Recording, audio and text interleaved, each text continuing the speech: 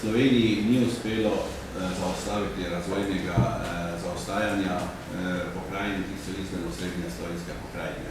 Te razlike so se celo povečevale in praksa drugih držav kaže, da je praktično edini inštrument, ki pospešuje enakomeren skladen regionalni razvoj, je regionalizacija.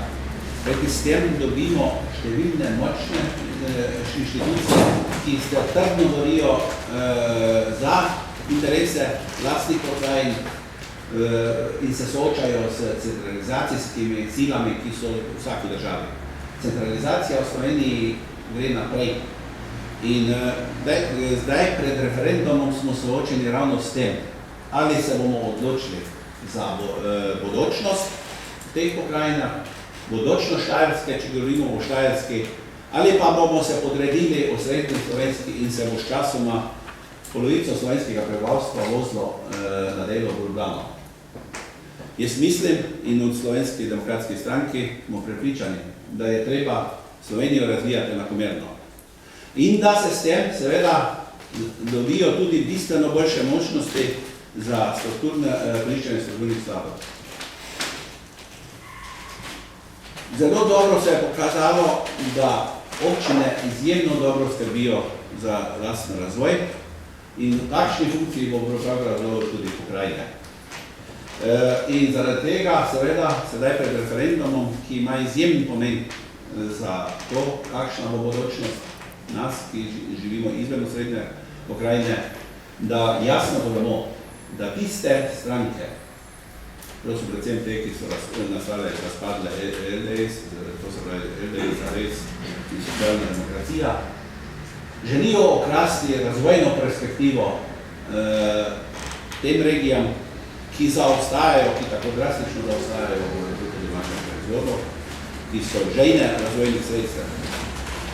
Moramo reči zelo jasno, gre za tatvino prihodnosti in smo trdno prepričani, da bodo naši ljudje se udeležili referenduma in s tem izvršili tistim pritisk na te stranke, da bodo postale zopet stranke v interesu celotne Slovenije.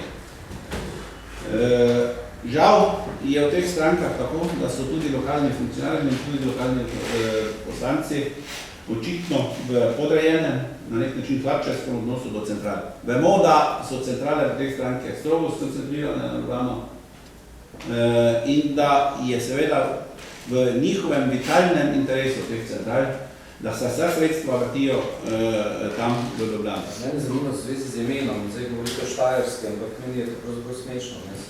Tu je Štajerska, pa Posavje je Štajerska, pa Celje je Štajerska, pa Velenje in sedaj tudi ne. Ampak zdaj bo Maribor duša vrška, vrka občina Maribor pa še z Bistrico zraven, da se zdaj imenuje Štajersko ostalo, pa bo ime kar zginilo. Ja, osrednja Štajerska. Srednja Štajerska. Skratka, ime Štajerska, hočem povedati, smo go zdaj zreducirali na ravno z novimi pokrajini, če so že pri regijah predelali napako na neko mini območje okoli Maribor. Ne, ravno to sem prej poudaril.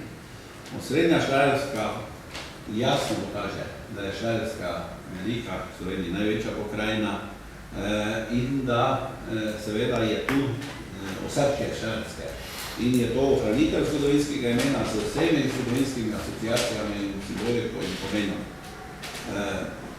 Ampak, gledajte, tudi v drugih državah imamo podobne situacije, podobna poimenovanja in jaz mislim, da je to res najboljša ime, ali najboljša izbira v danih razmerah, kajti dejansko je Štajerska tako velika, da v okvirih politično možnega soglasja, ki je bilo doseženo, ni možno, da bi celotna Štajerska bila v eni pokrajini.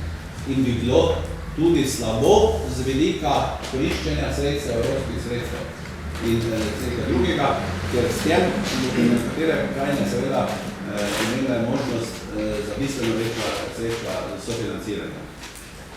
Če smem, mogoče bi dodal samo tole. Ravno osrednja Štajerska z malo domišljije omogoča tudi še druga Štajerska imena, kot je vzhodna Štajerska, južna Štajerska in tako dalje za druge pokrajine. In s tem na nek način ne poudarimo to štajerskost, ki nam je zelo pri srcu vsem.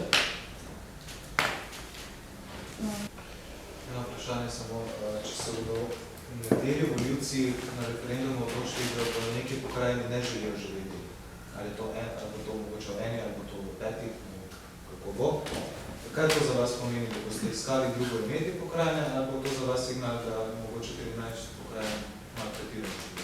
Glejte, v nekaterih pokrajinah so alternativna imena.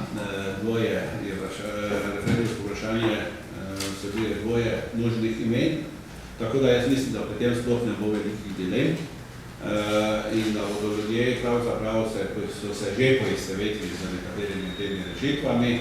Je pa seveda ta referendum je v osnovi posvetovalni. Možne so še izboljšave potem v zakonodajni materiji, vendar jaz pričakujem veliko pozitivno izglasovanje našega prostora. Mogoče bi za ilustracijo dodal to, da so recimo župani, kot je župan Ptuja, gospod Čelan, drugače član LDS-a, Nek v Velenju, član SD-a, Štuhec v Murski Soboti, v Murski Soboti, naš član SDS-a, so župani, ki podpirajo razvoj oziroma pokrajinsko zakonodajo.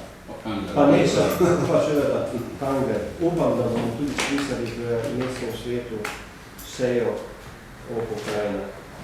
Na Štajerskem smo menda edini, ki imamo 3 referendumska vprašanja. Kako to komentirate? Čujte, tu je večja pestrost ponudbe, večja možnost odločanja.